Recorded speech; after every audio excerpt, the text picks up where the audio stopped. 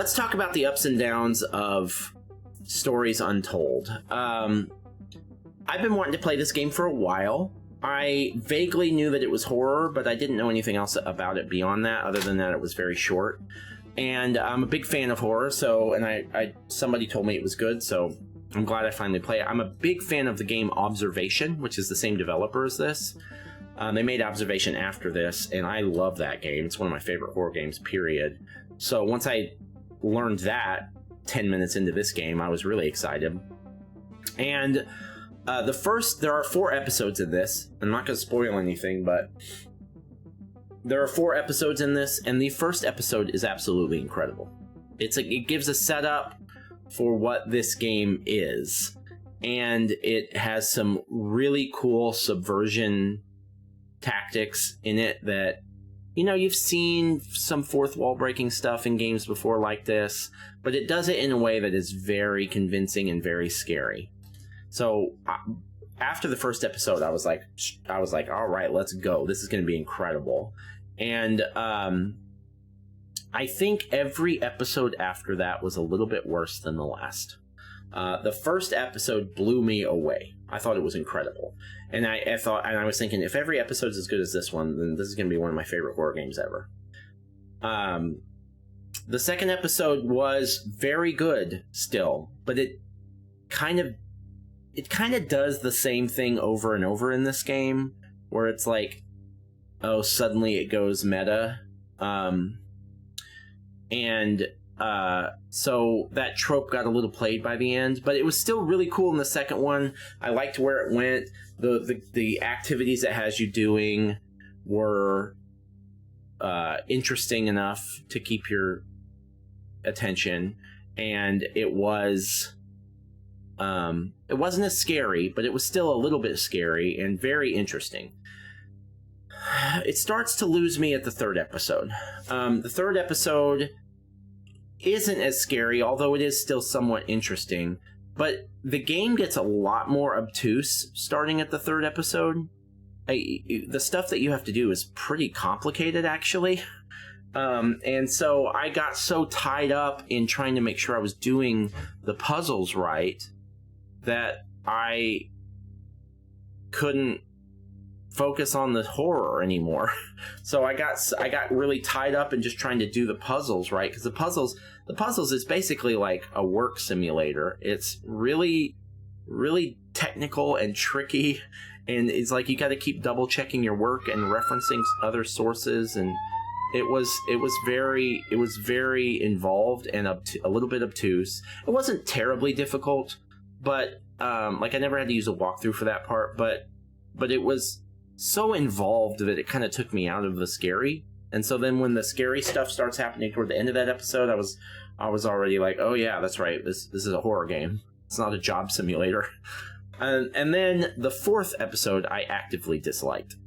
Not only is it not scary at all, it takes a turn at the end that is very predictable for a horror game.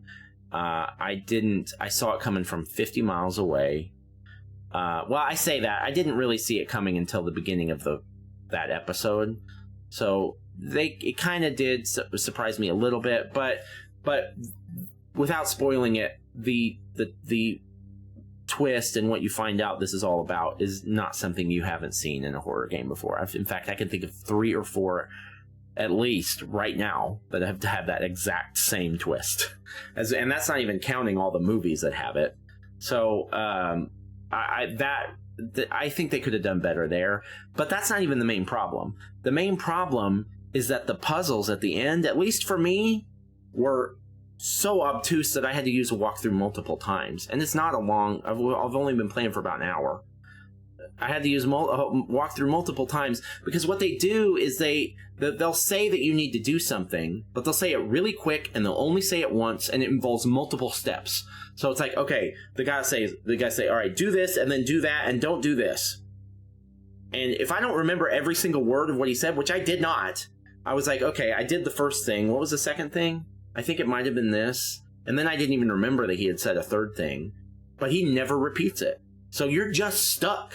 You're just stuck guessing on what part of the puzzle to solve next, what dial to turn or what button to push. I tried every combination I could think of and then finally looked it up. They should give you another prompt. They cannot expect you to take multiple directions all at once in one really quick sentence, never repeat it again. And then I thought, I thought I was being clever. I'd say, I thought, you know what? I'll just restart from checkpoint. He'll say it again. When I tried to do that, the game says, if you restart from here, you will lose the entire episode of progress. So you can't restart from checkpoint. The only possible way I was able to move on from that point was to look up a walkthrough. And I didn't even need to look at what they did. I just needed to hear that sentence again. And then I knew what to do.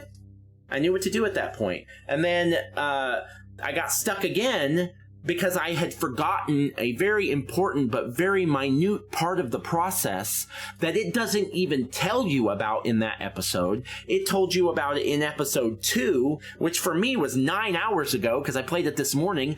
I didn't remember that detail, and so I looked it up and it's like, oh yeah, you got to make sure that this machine is off. And it's very easily fixed. They just need, there was a guy that was giving prompts if every 30 seconds he would say something if you hadn't moved or made any progress. He'd be like, I need that screen on.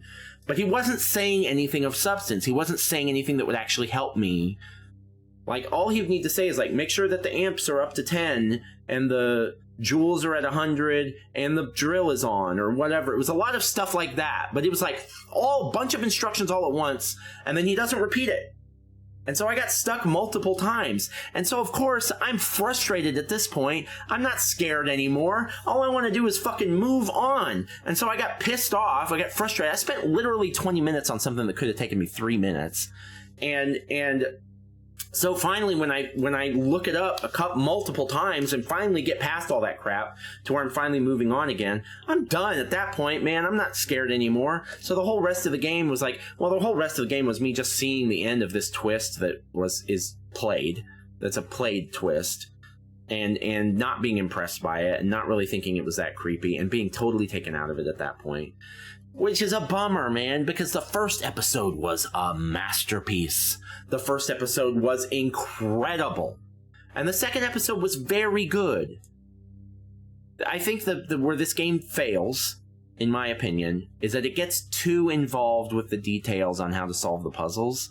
And that takes up so much of my brain space that I don't have any room to be scared anymore.